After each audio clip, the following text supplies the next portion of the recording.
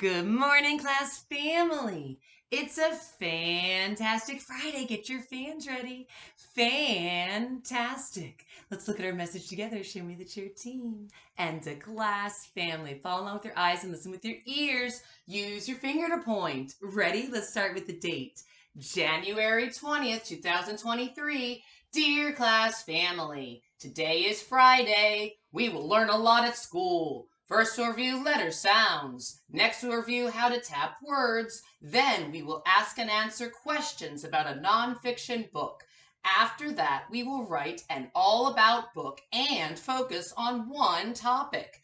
Last, we will look at the Lexia data and go to literacy centers. Love, Miss Joyner.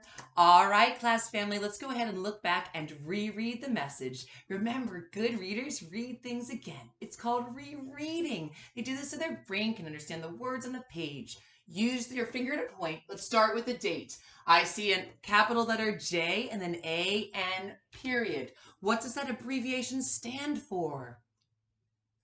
I heard some of you say it. It is January. If you remember that, great job.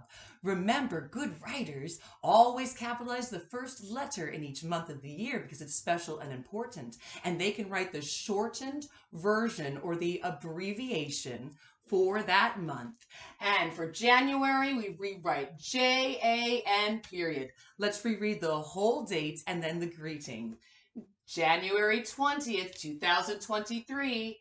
Dear class family, notice the greeting starts with a capital D for dear. Good writers write letters to people beginning with dear, and they capitalize that first letter D. And whoever they're writing the letter to, that person's special and important. That's why their name starts with an uppercase letter as well. I noticed a capital C and F for you too. What's this punctuation mark called after our greeting? Do you know? It starts on the line and does a little curve. It is a comma. If you remembered that, go ahead and pat yourself on the back. And let's go ahead now and reread the first telling sentence. I notice it starts with a capital letter. Good writers start sentences with capital letters. Remember, we're going to be looking also for those capital letters because in class in person, I'm going to be calling up individual students to help me find those capital letters, and we're going to circle them. I notice there's many capital letters for every single start of these telling sentences and within the message, date, greeting, and closing. Oh, I can't wait to circle those capital letters. Let's go ahead and read the first sentence and reread the whole message and talk about it.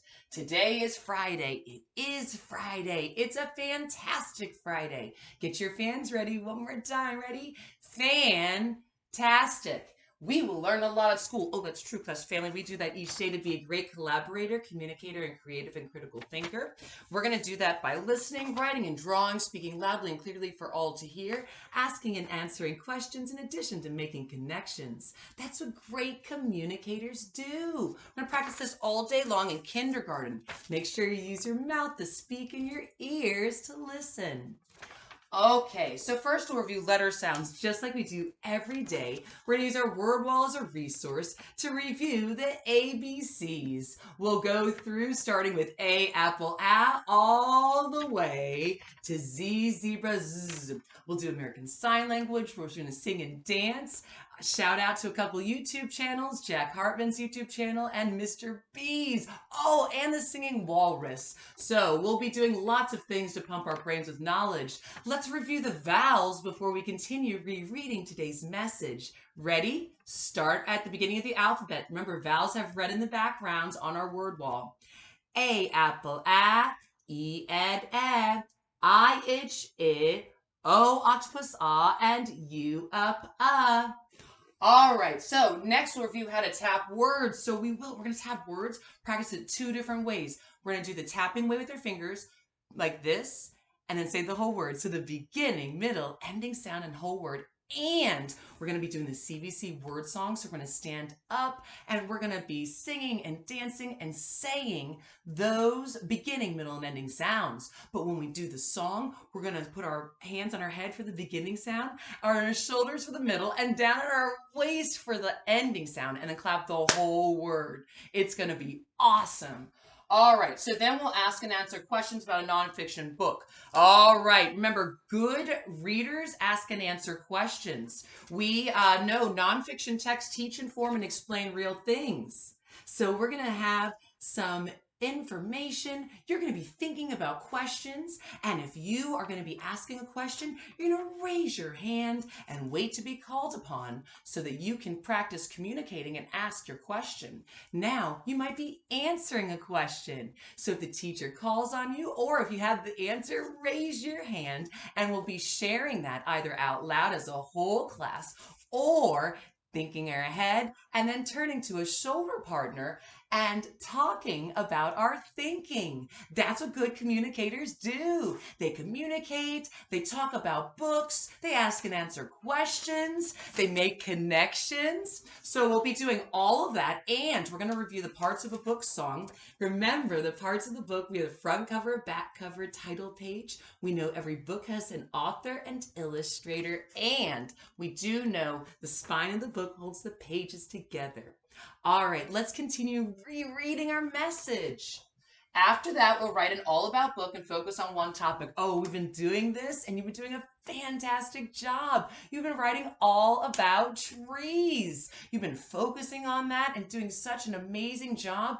I love how we brainstormed ideas in our circle map. And I remember we were reading a nonfiction text and we were thinking of different things about trees. And you were writing sentences and picking 3 different things to focus on about trees. So we're going to continue that. You're going to add to your writing and your pictures today. Okay, remember when you're doing that, make your writing easy to read. In order to do that, start with a capital letter. You're going to write a letter for each sound. Make sure your sentence tells a complete idea, and you're going to have finger spaces between the words so the words don't smush together. In addition to that, make sure to have a period at the end because you're writing telling sentences in your all about book.